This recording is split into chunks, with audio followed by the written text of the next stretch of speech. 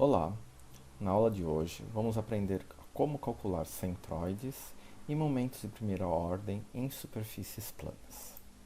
Para tanto, os objetivos desta aula serão relacionar o conteúdo apresentado com alguns assuntos já abordados em outras disciplinas e em outras aulas, apresentar o cálculo de centroides em superfícies planas, apresentar o cálculo de momento de primeira ordem em superfícies planas, e aplicar o conhecimento adquirido em alguns exemplos. Tratar dos seguintes conhecimentos: o conhecimento de momento de uma força, o conhecimento de equilíbrio de um corpo rígido, para então nós deduzirmos as fórmulas para a determinação de centroides e momentos de primeira ordem. Então, o que seria o centroide de uma superfície plana?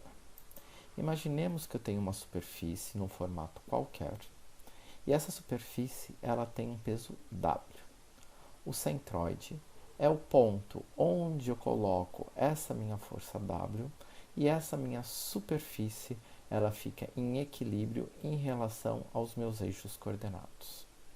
Então, essa minha superfície com essa força W aplicada no meu centroide, que é esse meu ponto C, que ela está a uma distância y6 e c dos meus eixos coordenados, ela pode ser representada como uma série de forcinhas ΔWi, que são aplicadas em diversas áreas ΔAi, localizadas a uma distância YI e ZI.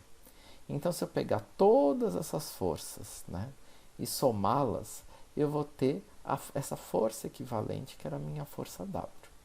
Então, como que é realizado esse equilíbrio? A primeira coisa, eu faço a somatória do momento em y igual a zero. Se ela tem que estar em equilíbrio, o momento em y de um sistema tem que ser igual ao momento em y do outro. Então, da primeira figura, o momento em relação a y é o peso W vezes a distância ZC. Isso vai ter que ser igual à somatória de todos os ΔWi vezes seus respectivos ZIs, onde meu I vai variar de 1 até E, um número de áreas que eu vou estar dividindo. A mesma coisa acontece com o momento em relação ao meu eixo Z. O momento em relação ao eixo Z é o Y, o centro de gravidade, vezes o W, que é igual à somatória de todos aqueles deltas Ws vezes seus respectivos Ys. E se eu fizer a somatória das forças em relação a x, o W da primeira, ele tem que ser igual à somatória de todos os ΔWs. Então, da primeira equação, eu posso então tirar aqui o ZCW é igual ao Z1 ΔW1 mais o Z2 ΔW2 e assim sucessivamente até chegar no último ZN ΔWN. A mesma coisa acontece para o meu YC ΔW e a mesma coisa acontece para o meu W sozinho. Então, para a gente ter o nosso equilíbrio, o nosso Z do centro de gravidade vezes o peso total da placa, é a somatória de cada uma das componentes e o YC a mesma coisa. Só que o que é o peso W?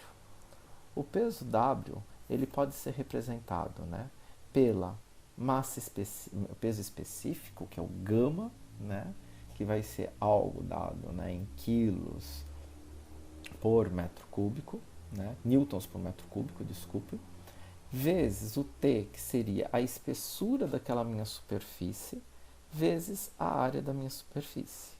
A mesma coisa, eu posso escrever o ΔWi, que de novo é o peso específico gama, que é newton por metro cúbico, vezes o meu T, vezes o ΔWi. Então, substituindo naquelas três equações que nós obtivemos, o W eu posso substituir por gama TA, e o ΔWi eu posso substituir por gama T delta AI. Então, eu posso fazer isso para as três equações. E aí, simplificando ambos os lados das equações para o gama vezes T, eu chego nas nossas equações de equilíbrio. Então, Z do centro de gravidade vezes a área total é igual a Z1 ΔI mais Z2 ΔI mais Zn ΔN. A mesma coisa para o YC E a mesma coisa para minha área total. Minha área total é a soma de todas as minhas áreas. E o que seria então um momento de primeira ordem? O momento de primeira ordem nada mais é, né, que o Z1, ΔI, se eu quiser o momento de primeira ordem em relação a Y, né, seria o Z1, ΔI, Z2, ΔI, assim por diante até o Zn, ΔN. Mas isso é a mesma coisa que o Z do centro de gravidade vezes minha área. Então, o QY ele também pode ser dado pelo Z do centro de gravidade vezes a área. Agora, o QZ é o contrário, né? Ele vai ser o Y1, ΔI mais o Y2, ΔI até YN, ΔN, né? Ou o QZ sendo como o meu Y do centro de gravidade vezes a área.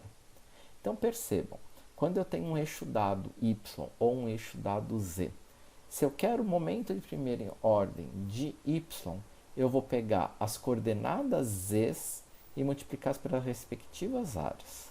Se eu quero o momento de primeira ordem em relação ao eixo Z, eu vou pegar as coordenadas Y e multiplicar pelas respectivas áreas. Isso vai ser muito importante na resolução dos exercícios da aula de hoje. E o que as características, né, das peças devido aos seus eixos de simetria influenciam na determinação dos nossos centroides, né, e dos nossos momentos de primeira ordem? Primeiro, se eu tiver uma figura qualquer que ela possua um eixo de simetria, então aqui ó, nosso eixo A é um eixo de simetria, significa o quê? A peça que eu tenho à esquerda do eixo é igual à peça que eu tenho à direita. O meu centroide ele vai se localizar sobre esse eixo de simetria. Se eu possuir mais de um eixo de simetria, no caso desse triângulo, né, eu tenho 3 eixos de simetria, mas aqui estão representados 2, o A' e o B'. O centroide ele vai estar bem na intersecção desses eixos de simetria. Mesma coisa aqui no perfil I, tem um eixo vertical e um horizontal de simetria. O centroide está localizado, né, na intersecção desses eixos de simetria. Então, o centroide ele sempre vai se localizar sobre o eixo de simetria. E se eu quiser calcular o momento de primeira ordem de qualquer uma dessas superfícies em relação aos eixos que passam pelo centroide, esse momento de primeira ordem sempre vai ser igual a zero. Isso é muito importante. E aonde que a gente vai utilizar, né, essas características geométricas? Lá na resistência dos materiais, quando nós formos calcular barras tracionadas, barras comprimidas, a gente sempre vai considerar que a nossa força ela está aplicada, né, sobre o nosso centroide. Para quê? Para que essas barras só consigam ter esforços ou de compressão ou de tração constantes, né? Já o momento de primeira ordem, ele é muito importante quando a gente vai calcular as tensões e cisalhamentos, os esforços cortantes da nossa viga. Lembra daqueles diagramas de esforço cortante que a gente calculou, né, no assunto anterior? Então, para a gente calcular os esforços, né, que estão na nossa viga, a gente determinava aqueles esforços cortantes. E esses esforços cortantes, eles vão gerar tensões nas nossas vigas. E essas tensões não vão depender não só daquela força, mas também como dos nossos momentos de primeira ordem. E vai ser apresentado agora alguns quadros onde tem a localização do centroide de algumas figuras geométricas simples.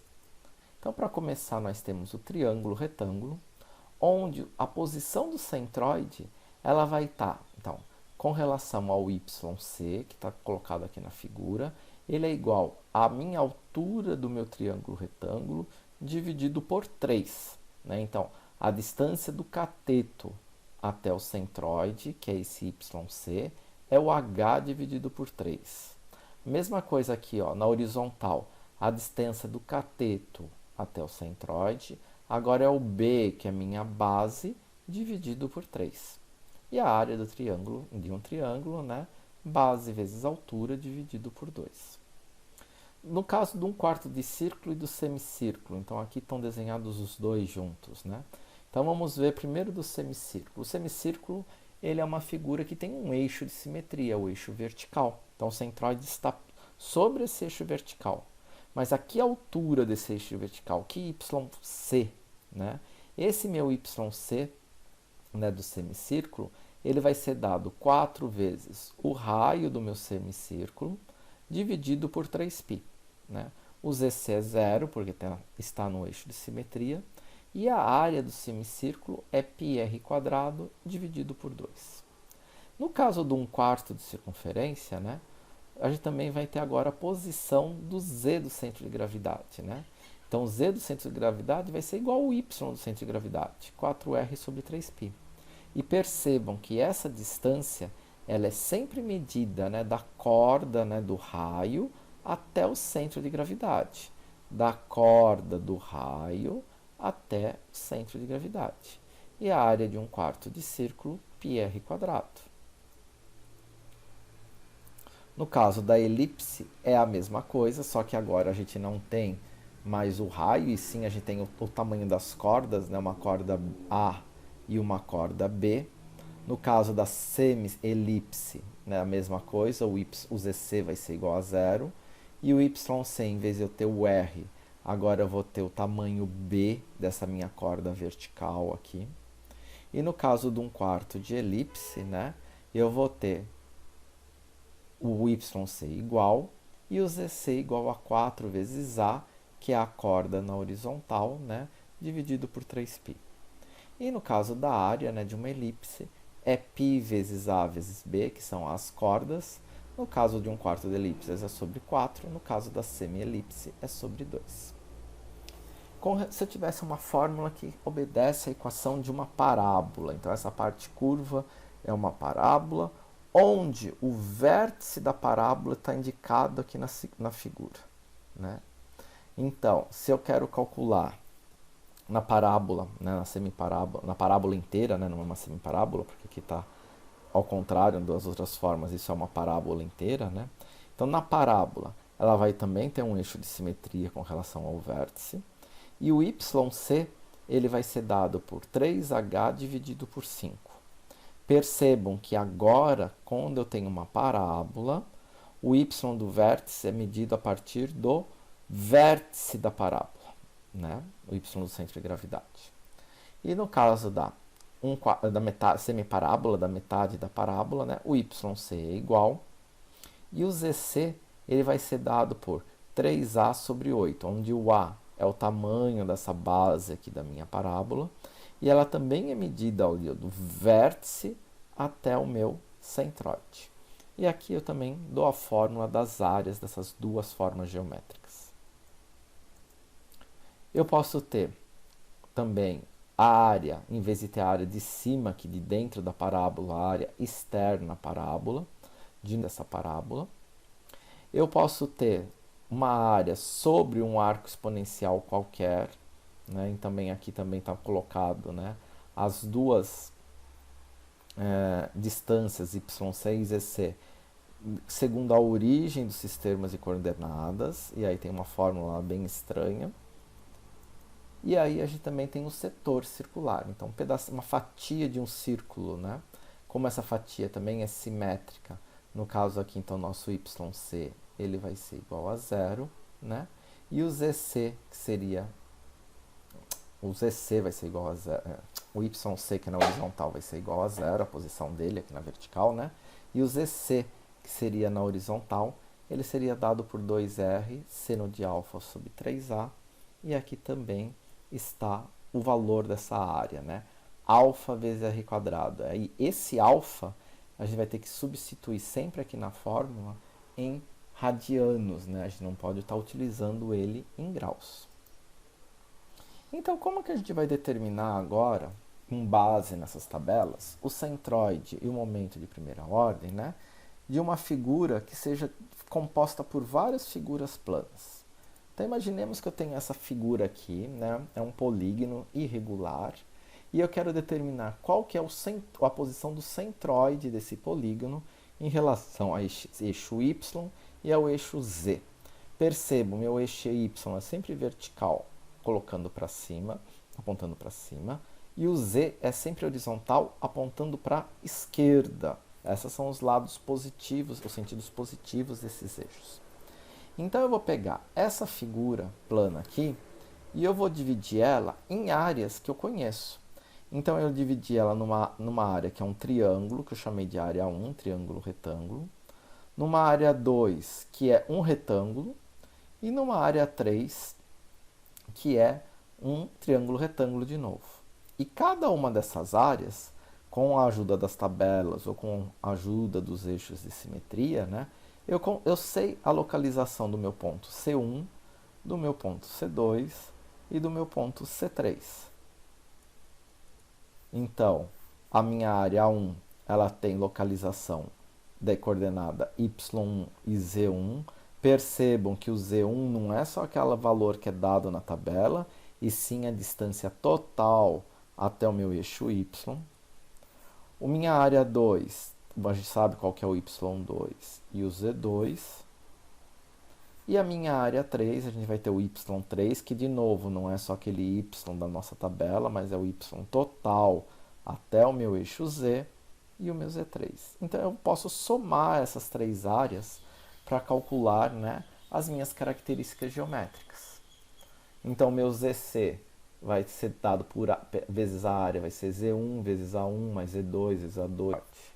A mesma coisa para o yc e a mesma coisa para a minha área total. O que é o importante observar quando a gente está calculando isso? Primeiro, o sinal das coordenadas y e zi. Nesse exemplo, as coordenadas eram sempre positivas, porque estavam na direção dos eixos positivos, mas elas podem ser negativas. E também observar o sinal das minhas áreas. Por quê? Porque às vezes eu não estou somando a área, eu estou subtraindo, né? No caso de superfícies vazadas, de buracos nas minhas áreas. Então esse valor da minha área também vai ser negativo. Então vamos partir para alguns exemplos. Se ainda estão com dúvidas sobre teoria, parem a aula agora, revisem a teoria e depois partam para o vídeo de exemplos.